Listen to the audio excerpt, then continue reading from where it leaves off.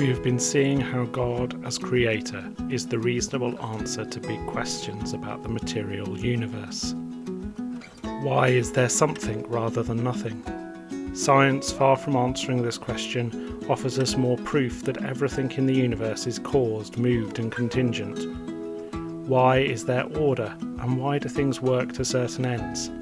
Again, the natural sciences can raise further suggestive evidence on rare earth or fine-tuning, but the natural laws which science describes do not explain why there is order, only the mechanism through which it comes about. The natural laws themselves need a lawgiver. The mechanism does not remove the need for an agent. Evolution needs careful definition, but again, when understood as a mechanism by which life can adapt to environment, change and grow, we can see that far from explaining life, evolution leaves room for a more sophisticated understanding of the mechanisms by which life, or the complexity of structures such as the eye, come about to emerge in the future. Evolution is one of many observed laws that demonstrates the symmetry of order and chaos. Symmetries are a deeper organising or maintaining law, and these laws only further highlight the question of why life should be one of the ends of the natural laws of our universe. Our own consciousness is not explained by the physiological features of our brains alone. Consciousness overlaps with intelligence, but is embodied. It can only be self-aware because it bumps up against that which it is not. And it seems to be more of an emergent property of the body-mind ecosystem than the calculation of a computer or machine. Memory is recalled with words, and words are learnt in community. We learn who we are through one another, in both the familiarity and mystery of other persons. Pain, possibly the greatest reason not to believe in a good God, is a warning for when things go wrong. But everything has a good place in creation. Every mechanism has a necessary function. Things can go wrong in the best possible or the best plausible world. The creation of a good creator God, because of necessary freedom. Freedom was defined as the possibility of being changed by and of changing, image-making, within the habitat or community of every creature, and of growing into each creature's potential, to become what it will be. Without necessary freedom, without a consequential universe, nothing could grow or act. Life could not exist. For humans, creativity, community and love itself would be impossible. Beyond these questions lies the hint of three things that point us to the world beyond the material alone, even if the evidence for them is found in the material world. Already we have touched on them when looking at the human intuition that life has value and meaning. These three are truth, beauty and goodness. They are transcendental. They are not human constructs, things that are only subjective. They are things about the universe which are above us and come from beyond us, but you can't find them in themselves in the universe. Only examples or types of what they are.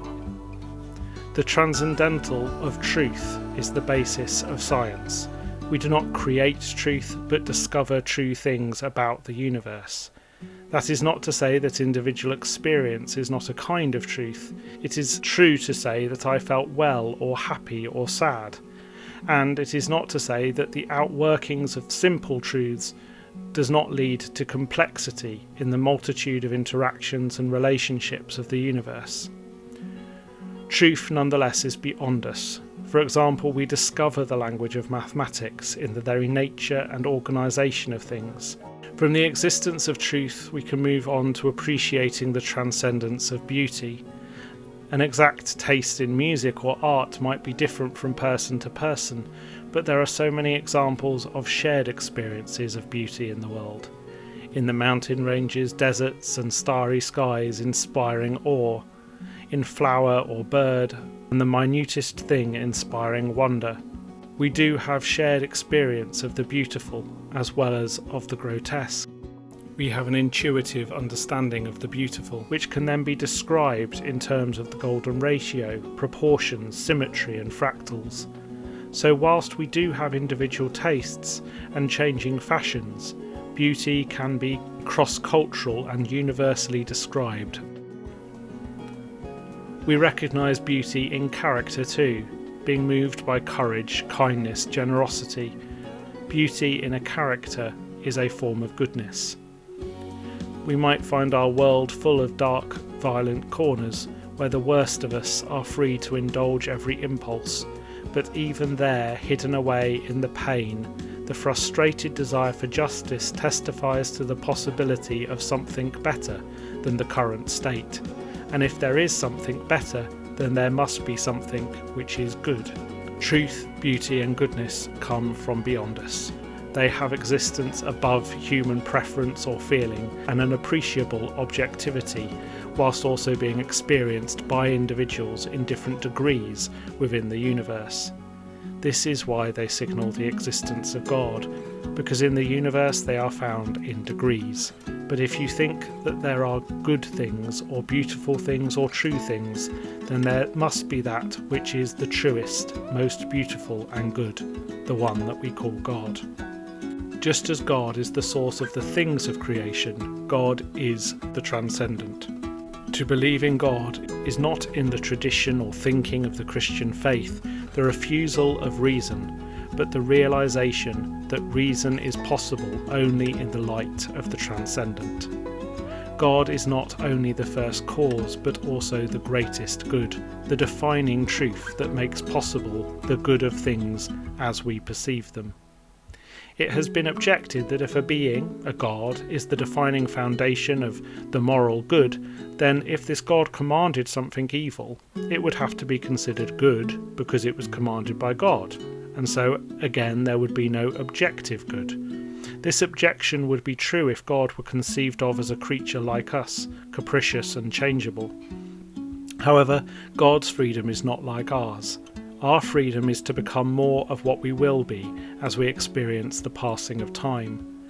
Freedom as an attribute of God is perfected. It means that no external power can overcome God. There can be no bribery, temptation or threat to God that can influence God, no external force that can change God. God is already what God will be. This is what absolute freedom means, to be fully what you will become. And because God is by nature good and cannot be coerced, God in full freedom will not command or act in a way which is not good.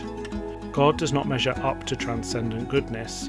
God in God's goodness is what makes the moral good transcendent. Beauty and goodness are like a spectrum, with truth being the understanding of the whole. Far at one end is God. Then moving into the human domain, there is abundant life for each person as part of a thriving community. At the other extreme is death.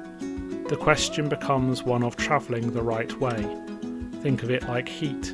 We think of cold as a thing, but as death is the absence of life, cold is the decreasing amount of heat until you reach heat's complete absence at absolute zero. Move the other way and you find the relative warmth in which humanity lives. But go to the sun and the heat and the light of it are something else entirely.